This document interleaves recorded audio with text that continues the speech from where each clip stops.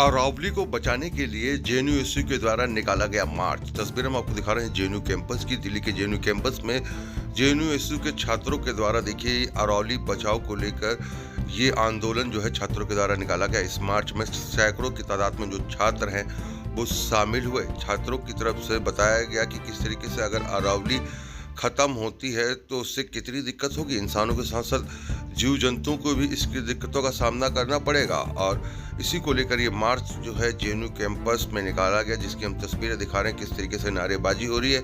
वहीं जेएनयू की जो वाइस प्रेसिडेंट है उनको तरफ से क्या कहा गया वो हम आपको सुनाते हैं कि आखिरकार इस मार्च को निकालने की जरूरत आखिरकार जेएनयू के छात्रों को क्यों पड़ी।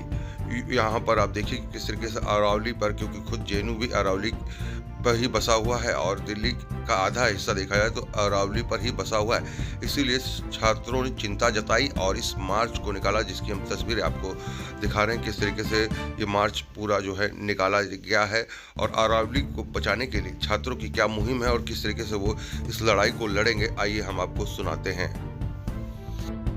मैं जेएनयू में मॉडर्न हिस्ट्री में फर्स्ट ईयर पीएचडी स्टूडेंट हूँ और अभी जो जेएनयू बना है जेएनयू में उसमें जॉइंट सेक्रेटरी पद पे हूँ। आज आप लोग ये मार्च क्यों निकाल रहे हैं?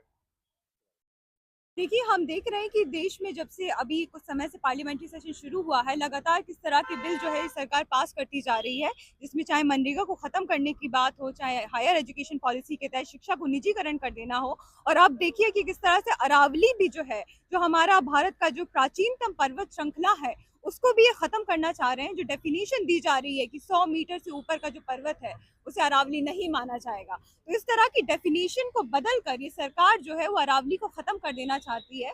और जब अरावली खत्म होगा तो उससे यहाँ रहने वाली तमाम जनता जो है वो सीधे सीधे इससे अफेक्ट होने वाली है। चाहे वहाँ मौजूद बायोडाइवर्सिटी हो उसका जिस तरह से विनाश होगा। और दिल्ली में हम रहते हैं, दिल्ली भी अरावली रेंज में आता है और जेएनयू भी अरावली रेंज पर बसा हुआ है, तो हम बहुत अच्छी तरह से जानते हैं कि अरावली खत्म हो जाएगा तो हम उससे सीधे सीधे प्रभावित होंगे। और इसलिए आज हमने ये मार्च का कॉल दिया है, क्योंकि हम चाहते हैं कि जो देश की जनता है वो उस चीज़ को लेकर जागरूक हो।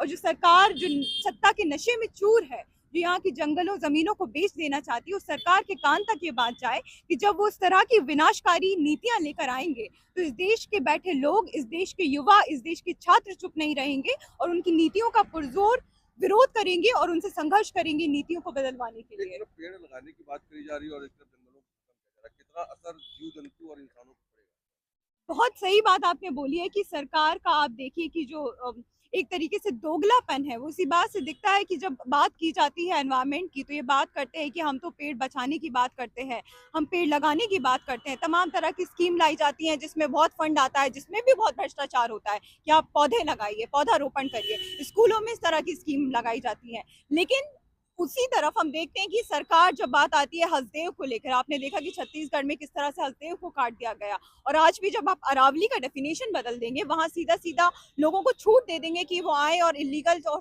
लीगल वे में माइनिंग करे, तो आप देखिए कि किस तरह से वहां की भी बायोडाइवर्सिटी जाएगी, वहां पे जो जंगल है वो भी खत्म होंगे। तो जो दोगलापन है कि एक तरफ जो नैरेटिव है वो ये है कि हम पर्यावरण को बचा रहे हैं, लेकिन जो नीतियां हैं वो पर्यावरण को बर्बाद करने वाली नीतियां हैं।